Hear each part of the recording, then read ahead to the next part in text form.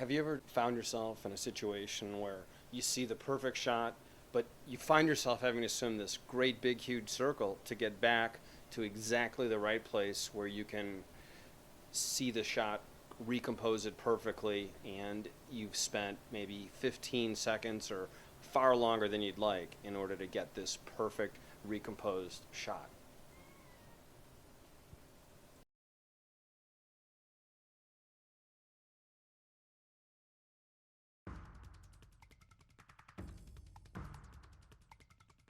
What you're looking at here is a helicopter turn, which is going to be followed by a reverse kick.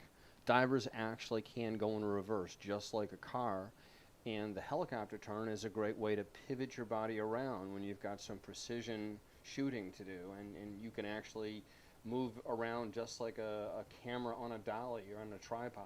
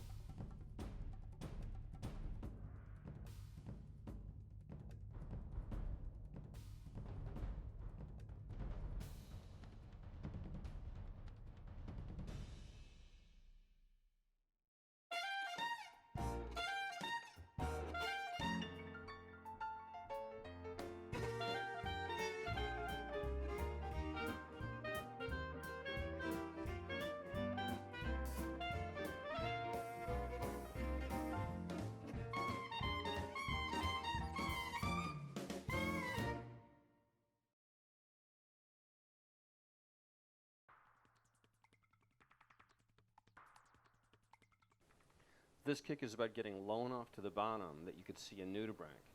It's also about having extremely good efficiency with your kicking so that you're not going to use up very much air. You're going to be able to stay down a lot longer to continue your search for whatever creatures you're after this day.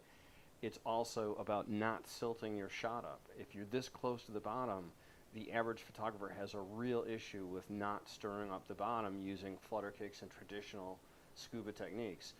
Borrowing from the cave diving world and technical diving world, what you're seeing here with Errol is utilizing this kind of a trim and this kind of a frog kick or reverse kick.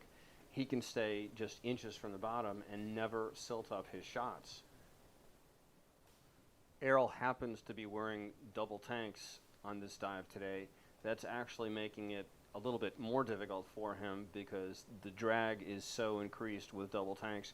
When he wants to go backwards, he has to use quite a bit more thrust to pull himself backwards at any given speed. However, the technique is so effective, you can see even with the double tanks and even with the dry suit, which has a lot of drag, he's able to go backwards with an effortless ease. When you learn this stroke and you're in a wetsuit and traditional setup for a photographer, you want to go in reverse. You can go very fast in reverse if you need to recompose your shot quickly.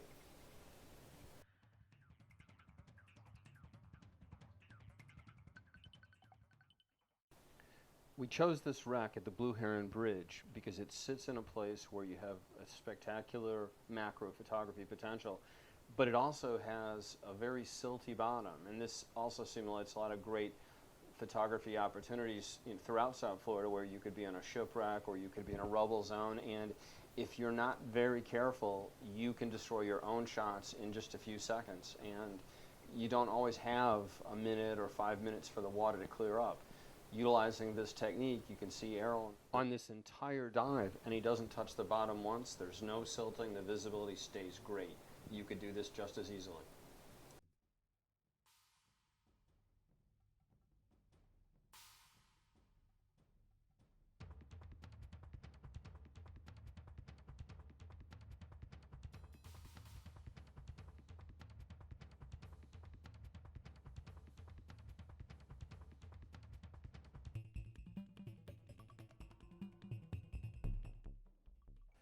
The idea of this video is that you can actually learn this technique on your own. If you watch Errol, you watch the way that he's pulling his feet back sideways. It's kind of the opposite of a frog kick, the way he does the reverse kick. If you watch this enough, you can actually do this on your own without getting instruction.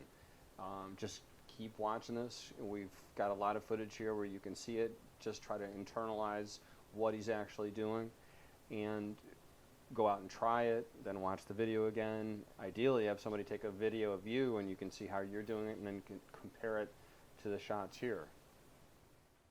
The alternative, of course, is to have a global underwater explorers or GUE instructor like Errol teach you this much faster with a private or a group lesson with 3 or 4 other people in the class and show you how to do this himself. Part of the GUE instruction typically will involve a video of yourself so that you can actually see what you're doing along with listening to what the instructor has to say about your techniques. But when you actually get to see yourself and see what it is that you're actually doing, you think you're doing one thing, well, when you see the video, sometimes you see that you're doing something a little different. That tends to help people a great deal, so you can learn this stuff much faster. Go to www.sfdj.com for more information. There's a gear and training section that we have in each month. Every issue we have, there's always going to be something that relates to skills that are awesome for recreational divers to have, and it's a GUE type of a thing that they'll teach. You don't have to be a tech diver, cave diver. This is just smarter, better ways to do a lot of the fun things that you want to do and just make it a lot easier for you.